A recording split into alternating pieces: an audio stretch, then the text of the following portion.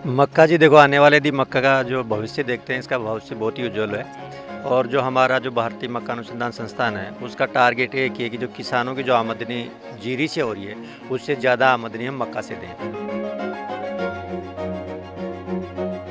मक्की हमारे देश की एक पुरानी क्रॉप है और इसकी डिमांड अभी आने वाले समय में न सिर्फ फूड में बल्कि जो 5 F हम कहते हैं, इन पांचों F में मक्की का पूरा योगदान रहने वाला है और बढ़ने वाला भी है।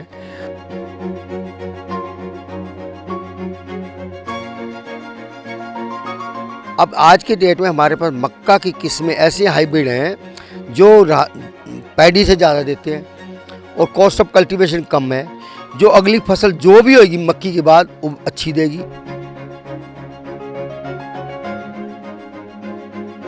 आने वाले टाइम में हम ऐसे हाइब्रिड देंगे जिनसे कि ज़्यादा से ज़्यादा इथेनॉल पैदा हो सके।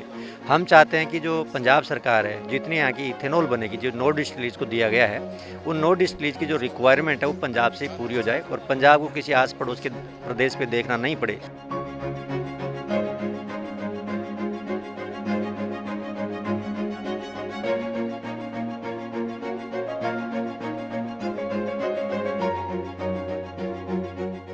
ICAR Indian council of agriculture research ਵੱਲੋਂ ਇੰਡੀਅਨ ਇੰਸਟੀਚਿਊਟ ਆਫ ਮੇਜ਼ ਰਿਸਰਚ ਜੀ ਹਾਂ IAMR ਵਿਖੇ ਅੱਜ 10ਵੇਂ ਫਾਊਂਡੇਸ਼ਨ ਡੇ ਨੂੰ ਮਨਾਇਆ ਗਿਆ। ਤੁੱਛੇ ਤੌਰ ਤੇ ਪਹੁੰਚੇ ਨੇ ਸਰਦਾਰ doctor Balwinder Singh Sidhu ji, retired agriculture commissioner. Sidhu ਸਾਹਿਬ, ਅੱਜ ਦਾ 10th ਫਾਊਂਡੇਸ਼ਨ ਡੇ ਕਿਵੇਂ ਦਾ ਰਿਹਾ ਤੇ ਕਿਵੇਂ ਆਉਣ ਵਾਲੇ ਸਮੇਂ 'ਚ ਲੋਕਾਂ ਨੂੰ ਇਹਦਾ ਫਾਇਦਾ ਹੋਵੇਗਾ? ਦੇਖੋ, ਮੱਕੀ ਜਿਹੜੀ ਹੈ ਸਾਡੀ ਮਤਲਬ ਵੈਸੇ ਵੀ ਪੰਜਾਬ ਦੇ ਵਿੱਚ ਸਾਉਣੀ ਦੀ ਤੀਸਰੀ ਵੱਡੀ ਫਸਲ ਹੈ, ਪਰ ਜੇ ਅਸੀਂ ਝੋਨੇ ਤੋਂ ਡਾਈਵਰਸੀਫਿਕੇਸ਼ਨ ਕਰਨੀ ਹੈ ਤਾਂ ਸਾਨੂੰ ਇਹ ਮੱਕੀ ਜਿਹੜੀ ਹੈ ਇੱਕ ਝੋਨੇ ਦਾ ਬਦਲ ਬਣ ਸਕਦੀ ਹੈ। ਔਰ ਜਿਸ ਤਰ੍ਹਾਂ ਦੀਆਂ ਹੁਣ ਨਵੀਆਂ ਡਿਵੈਲਪਮੈਂਟਸ ਹੋ ਰਹੀਆਂ ਨੇ ਵੀ 30% ਐਥਨੋਲ ਦੀ ਬਲੈਂਡਿੰਗ ਹੋ ਗਈ, ਜਾਂ ਮੱਕੀ ਦਾ ਜਿਹੜਾ ਪੋਲਟਰੀ ਫੀਡ ਡੇਅਰੀ ਵੱਧ ਰਹੀ ਹੈ, ਉਹਨਾਂ ਸਾਰੀਆਂ ਲਈ ਸਾਨੂੰ ਮੱਕੀ ਦੀ ਲੋੜ ਹੈ। ਅਤੇ ਮੱਕੀ ਅਸੀਂ ਹੁਣ ਹਾਲੇ ਵੀ ਇਸ ਵੇਲੇ ਆਪਾਂ ਪੰਜਾਬ 5 ਲੱਖ ਟਨ ਮੱਕੀ ਪੈਦਾ ਕਰਦਾ, ਜਦ ਕਿ 20 ਲੱਖ ਟਨ ਮੱਕੀ ਦੀ ਕੰਜ਼ੰਪਸ਼ਨ ਸਾਡੀ ਹੈਗੀ ਹੈ ਅਤੇ ਅਸੀਂ ਦੂਜੀਆਂ ਸਟੇਟਾਂ ਤੋਂ ਲੈ ਕੇ ਆਉਂਦੇ ਹਾਂ। ਤਾਂ ਅਸੀਂ ਕੁਛ ਤਾਂ ਏਰੀਆ ਕੁਛ ਏਰੀਆ ਇਹਦੇ ਥੱਲੇ ਵਧਾ ਸਕਦੇ ਹਾਂ, ਜਿਹਦੇ ਨਾਲ ਸਾਨੂੰ ਕਿਸਾਨਾਂ ਨੂੰ ਫਾਇਦਾ ਵੀ ਹੋ ਸਕਦਾ। ਦੂਜੇ ਪਾਸੇ ਸਾਡੇ ਜਿਹੜੀ ਇਕੋਲੋਜੀ ਹੈ, ਜਿਹਦੇ 'ਚ ਪਾਣੀ ਹੈ, ਸਾਡਾ ਜ਼ਮੀਨਦੋਜ਼ ਪਾਣੀ, ਉਹਦੀ ਬੱਚਤ ਹੋ ਸਕਦੀ ਹੈ ਅਤੇ ਨਾਲ ਸਾਨੂੰ ਹੌਲੀ ਹੌਲੀ ਜਿਹੜਾ ਹੈ ਸਮੇਂ ਦੇ ਨਾਲ ਇਹਨੂੰ ਫਸਲੀ ਵਿਭਿੰਨਤਾ ਲਿਆਉਣ ਦੇ ਵਿੱਚ ਵੀ ਸਹਾਇਤਾ ਮਿਲ ਸਕਦੀ ਹੈ। ਡਾਕਟਰ ਸਾਈਂਦਾਸ ਜੀ ਮੌਜੂਦ ਨੇ। ਸਾਈਂਦਾਸ ਜੀ, ਕਿਵੇਂ ਲੱਗਦਾ ਵੀ ਮੇਜ਼ ਮੱਕੀ एक कह जी फसल है तो ਇਹਦਾ ਹੁਣ ਆਉਣ ਵਾਲਾ ਭਵਿੱਖ ਕਿਹੋ ਜਿਹਾ? देखो जी, मक्की पहले पंजाब में पूरे में लगती थी और खाते भी थे। अब हम जिस सीज़न में मक्की लगती है अब धान लगाते हैं। उसका कारण ये है कि हमारा पूरा पंजाब के सारे डिस्ट्रिक्ट पानी के लिए नीचे चला गया है और आने वाले फ्यूचर क्या हमारे जो भविष्य होगा अपनी जनरेशन के लिए, एक मेरे प्रोफेसर ने कहा था कि 50 साल के बाद हरियाणा पंजाब का क्या हाल होगा, तो उसने कहा डेजर्ट हो जाएगा। और आज वही बात है कि एक डेजर्ट जैसी सिचुएशन हो गई है। पहले ये था कि हमारे पास अच्छी किस्में नहीं थी मक्का के, और राइस की अच्छी किस्में आ गई थी।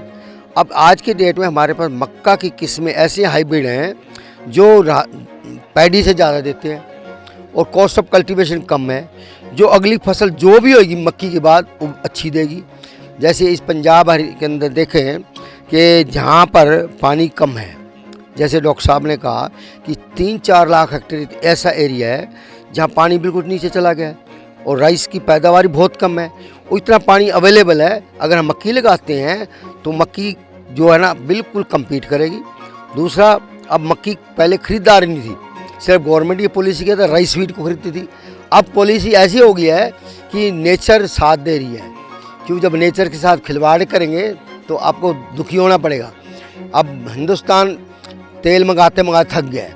अब मक्की अमेरिका में 145 मिलियन टन मक्का जो है ना इथेनॉल में जा रहा है। वो अपना पानी बचाए बैठे हैं, वो अपना वातावरण बचाए बैठे हैं, वो अपनी ज़मीन अच्छी रखे बैठे हैं, सबसे ज़्यादा प्रोडक्शन। लेकिन एक और बताएं, वहाँ पर जो दो ही असली फसल करता है, एक सोयाबीन और एक मक्का, और राइस उतना ही करता है जिसको ज़रूरत है, गन्ना उतना ही लगाता है जिसको ज़रूरत है, बाकी सब में मक्का लगाता है। अब हरियाणा के अंदर पंजाब में हमारा ये जो एरिया है ना, मक्का के सूटेबल नहीं है। मक्का है ईस्टर्न इंडिया का, जहाँ 1200 मिलीमीटर रेन ज़्यादा होती है। हमारा क्षेत्र है जहाँ 500-700 मिलीमीटर है। ये क्षेत्र में मेज़ और उस क्षेत्र में हरियाणा के साइड में चले जाएं, साउथ हरियाणा में तो बाजरा, जहाँ 200-300 मिलीमीटर, और राइस वहाँ लगाएं यहाँ पानी अभी तक 70 नीचे नहीं गया, वहाँ लगाओ। जहाँ पानी 70 नीचे चला गया, पानी अवेलेबल नहीं है, बरसात इतनी है, तो वहाँ पर मक्का लगाएंगे तो हमारे को पानी भी बचेगा, कॉस्ट ऑफ कल्टीवेशन घटेगा, बिजली सरकार की बचेगी। अब गवर्नमेंट जागी है, गवर्नमेंट मक्का खरीदेगी और इंडस्ट्री वाले भी आपके पीछे होंगे, जिससे हमारे भविष्य, हमारे जनरेशन का भविष्य, ज़मीन का भविष्य, वातावरण का उज्जवल रहेगा। Thank you very much. ਗੱਲਬਾਤ ਕਰਦੇ ਆ ਡਾਕਟਰ ਰਾਜਵੀਰ ਸਿੰਘ ਦੇ ਨਾਲ। ਰਾਜਵੀਰ ਜੀ, ਕਿਵੇਂ ਲੱਗਦਾ ਹੈ ਮੇਜ਼ ਮੱਕੀ ਆਉਣ ਵਾਲਾ ਭਵਿੱਖ ਕਿਵੇਂ? आने वाला फ्यूचर बहुत ब्राइट है मक्की का। मैं आज सबसे पहले तो मेज इंस्टीट्यूट को और उसकी पूरी टीम को बधाई देता हूं कि उनका 10वां ये फाउंडेशन डे था। फाउंडेशन डे को चैलेंज के रूप में भी लेना चाहिए, एक माइलस्टोन बनाना चाहिए। एक साल में क्या करना है, अगले 2-3 साल में क्या करना है, 5 साल में क्या करना है। गवर्नमेंट की पॉलिसीज़ जो हैं, जिस तरह से इथेनॉल के ऊपर एम्फेसिस है गवर्नमेंट का, पेट्रोल और डीजल को कम करना है तो हम इसका ब्लेंडिंग ज़्यादा 20% तक ले आए हैं। मेज़ एक बहुत बढ़िया कैंडिडेट क्रॉप हैगी, बहुत बढ़िया स्कोप हैगे।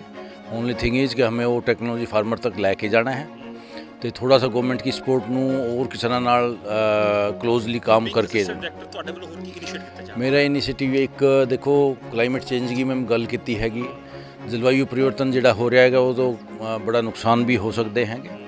तो मेज़ मक्का एक ऐसी क्रॉप है जो रिजिलियंस रखती है, तो इसनों और ज़्यादा प्रमोट करेंगे तो जो जलवायु परिवर्तन के ਜਿਹੜੇ नुकसान हो रहे हैं उन्होंने कम किया जा सकता है। ਠੀਕ ਹੈ, ਧੰਨਵਾਦ ਜੀ। ਗੱਲਬਾਤ ਕਰਦੇ ਆ director ICAR IAMR doctor Hanuman ਸਾਹਿਬ ਜੱਟ ਜੀ ਨਾਲ।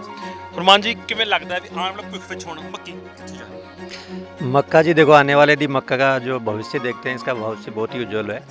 और जो हमारा जो भारतीय मक्का अनुसंधान संस्थान है, उसका टारगेट एक ही है कि जो किसानों की जो आमदनी जीरी से हो रही है, उससे ज़्यादा आमदनी हम मक्का से दें। उसके लिए हम भारत सरकार और पंजाब सरकार के साथ दोनों के सहयोग से हम काम कर रहे हैं और दोनों के साथ मिलकर काम कर रहे हैं। अभी हमारी जितने भी हाइब्रिड्स आ रही है वो 10 टन के ऊपर ही आ रही है। यदि आप चौने का देखें तो उसमें भी 7-8 टन यील्ड आती है, तो हमारी 10 टन के आसपास आ रही है।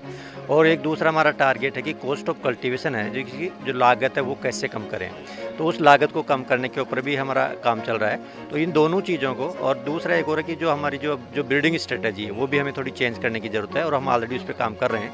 आने वाले टाइम में हम ऐसे हाइब्रिड देंगे जिनसे कि ज़्यादा से ज़्यादा इथेनॉल पैदा हो सके।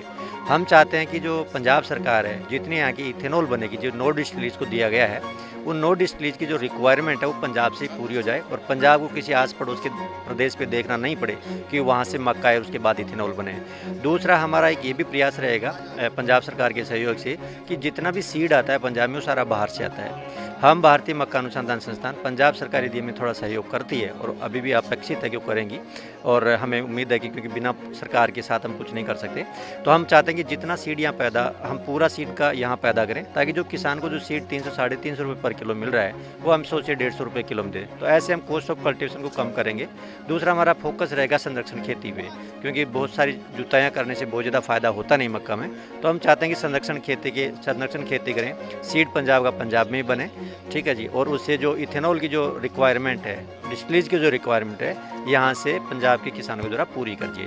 तो इसी डायरेक्शन में हम काम कर रहे हैं, और आने वाला जो टाइम है उसमें हम, मुझे लगता है कि मक्का एक अच्छे स्तर पे जाएगी। ਗੱਲਬਾਤ ਕਰਦੇ ਹਾਂ ਡਾਇਰੈਕਟਰ ICAR सिफेट डॉक्टर नचिकेत कोटवाली वाले जी नाल। कोटवाली वाले जी, किवें लग रहा है, कैसे महसूस कर रहे हैं कि आने वाले समय में मेज़ मक्की का क्या भविष्य है, और कैसे इसे इनपुट कॉस्ट कम करके और प्रॉफिटेबल किसान के लिए बनाया जा सकता है? मक्की आने वाले समय में तो समय अच्छा ही है, पुराना समय भी कोई बहुत ख़राब नहीं है। मक्की हमारे देश की एक पुरानी क्रॉप है, और इसकी डिमांड अभी आने वाले समय में न सिर्फ फूड में, बल्कि जो 5F हम कहते हैं, फूड, फाइबर, फर्टिलाइज़र और फीड, और इसके अलावा फ्यूल, इन पाँचों F में मक्की का पूरा योगदान रहने वाला है और बढ़ने वाला भी है। और इसके चलते ही हम जानते हैं कि मक्की के आने वाले समय में जो किसान मक्की उगाएंगे, न सिर्फ वो इस देश पे बल्कि इस एनवायरनमेंट पे भी एहसान करेंगे और अपना खुद का भी प्रॉफिट करेंगे।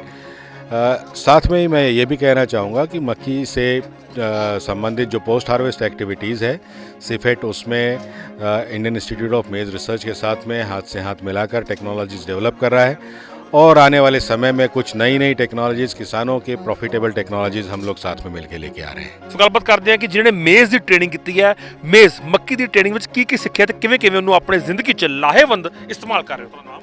ਸਤਿ ਸ਼੍ਰੀ ਅਕਾਲ ਜੀ, ਮੇਰਾ ਨਾਮ ਰੇਖਾ, ਪਿੰਡ ਨਿਵਾਸੀ ਲਾਪਰਾ। 29 ਦਸੰਬਰ ਨੂੰ ਅਸੀਂ ਟ੍ਰੇਨਿੰਗ ਲਾਈ ਸੀ, ਜਿਸ ਵਿੱਚ ਸਾਨੂੰ ਮੱਕੀ ਤੋਂ ਤਿਆਰ ਹੋਣ ਵਾਲੀਆਂ ਜਿਵੇਂ ਬਰਫੀ, ਮਫਿਨ ਬਾਰੇ ਸਿਖਲਾਈ ਦਿੱਤਾ ਗਿਆ ਸੀ।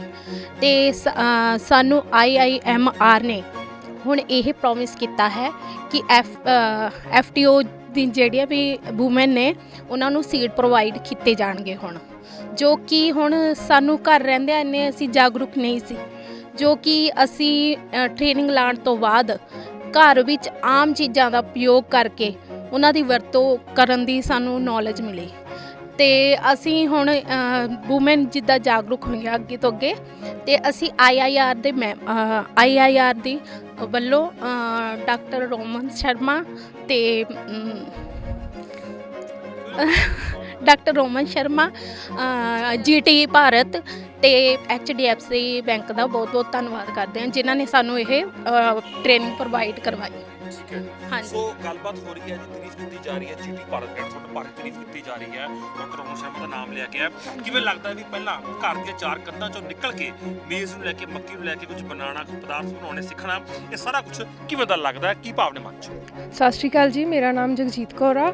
ਅਸੀਂ ਜਿਹੜੀ ਟ੍ਰੇਨਿੰਗ ਲਈ ਇਹਦੇ ਤੋਂ ਸਾਨੂੰ ਬਹੁਤ ਹੀ ਵਧੀਆ ਸਿੱਖਿਆ ਮਿਲਦੀ ਆ। ਅਸੀਂ ਜਿਹੜੀਆਂ ਕੁੜੀਆਂ ਘਰ ਬੈਠੀਆਂ ਸੀ ਜਾਂ ਆਵਾਜ਼ਾਰ ਔਰਤਾਂ ਜਿਹੜੀਆਂ ਘਰ ਬੈਠੀਆਂ, ਜਿਹੜੀਆਂ ਘਰਾਂ ਦੇ ਵਿੱਚ ਹੀ ਰਹਿ ਗਈਆਂ ਸੀ, ਕੰਮਕਾਰ ਤੋਂ ਕਰਨ ਤੋਂ ਵੀ ਆਵਾਜ਼ਾਰ ਸੀ, GT ਵਾਲਿਆਂ ਨੇ ਉਹਨਾਂ ਨੂੰ ਇੰਨਾ ਬੜਾਵਾ ਦਿੱਤਾ ਕਿ ਉਹ ਕੰਮਕਾਰ ਆਪਣੇ ਪੈਰਾਂ ਤੇ ਖੜੇ ਹੋ ਕੇ ਕਰ ਸਕਦੀਆਂ ਨੇ। ਚਾਹੇ ਮੱਕੀ ਦਾ ਹੋ ਗਿਆ, ਚਾਹੇ ਮਸ਼ਰੂਮ ਦਾ ਹੋ ਗਿਆ, ਜਿੱਦਾਂ ਵੀ ਕਈ ਤਰ੍ਹਾਂ ਦੇ ਘਰੇਲੂ ਕੰਮ ਨੇ ਉਹ ਜਿਹੜੇ ਸਿੱਖ ਕੇ ਆਪਣੇ ਆਪ ਪੈਰਾਂ ਤੇ ਖੜੀਆਂ ਹੋ ਸਕਦੀਆਂ ਨੇ ਜੀ। ਸੋ ਕਿਤੇ ਨਾ ਕਿਤੇ ਜਿਹੜੀ ਮੇਜ਼ ਹੈ, ਮੱਕੀ ਹੈ, ਇਹਦਾ ਹੁਣ ਭਵਿੱਖ ਉਜਵਲ ਹੋਣ ਵਾਲਾ ਹੈ, ਕਿਉਂਕਿ ਇਹ ਹੁਣ ਕਈ ਹੋਰ ਤਰ੍ਹਾਂ ਦੇ ਨਾਲ ਵੀ ਪ੍ਰੋਡਕਸ਼ਨ ਤੋਂ ਬਾਅਦ ਇਸਤੇਮਾਲ 'ਚ ਆ ਸਕਦੀ ਹੈ। ਫਿਰ ਉਹ ਚਾਹੇ ਕਿਸੇ ਵੀ ਤਰ੍ਹਾਂ ਦੀ ਕੋਈ એનર્ਜੀ ਹੀ ਕਿਉਂ ਨਾ ਹੋਵੇ, ਤਾਂ ਉੱਥੇ ਵੀ ਇਹਨੂੰ ਬਾਇਓਫਿਊਲ ਦੇ ਰੂਪ 'ਚ ਇਸਤੇਮਾਲ ਕੀਤਾ ਜਾ ਸਕਦਾ ਹੈ। ਸੋ ਕਹਿ ਸਕਦੇ ਹਾਂ ਕਿ ਲੁਧਿਆਣਾ ਦੇ ਲਾਡੋਵਾਲ ਵਿਖੇ Indian council of agriculture research ICAR ਦੇ ਜੋ ਹੈ ਇੰਡੀਅਨ ਇੰਸਟੀਚਿਊਟ ਆਫ ਮੇਜ ਰਿਸਰਚ ਹੈ, ਇਹਦੇ ਅੱਜ 10ਵੇਂ ਫਾਊਂਡੇਸ਼ਨ ਡੇ ਦੇ ਮੌਕੇ ਤੇ ਜੋ ਇਹ ਫੰਕਸ਼ਨ ਪ੍ਰੋਗਰਾਮ ਰੱਖਿਆ ਗਿਆ, ਤਾਂ ਕਿਤੇ ਨਾ ਕਿਤੇ ਮੇਜ਼ ਦੇ, ਮੱਕੀ ਦੇ ਆਉਣ ਵਾਲੇ ਭਵਿੱਖ ਨੂੰ ਉਜਵਲ ਹੁੰਦਾ ਦਰਸਾਉਂਦਾ ਜ਼ਰੂਰ ਹੈ। ਕੈਮਰਾਮੈਨ ਸੇਵਾ ਸਿੰਘ ਦੇ ਨਾਲ ਨਵਪ੍ਰੀਤ ਸਿੰਘ ਬੇਦੀ, ਲੁਧਿਆਣਾ ਲਾਈਵ ਨਿਊਜ਼।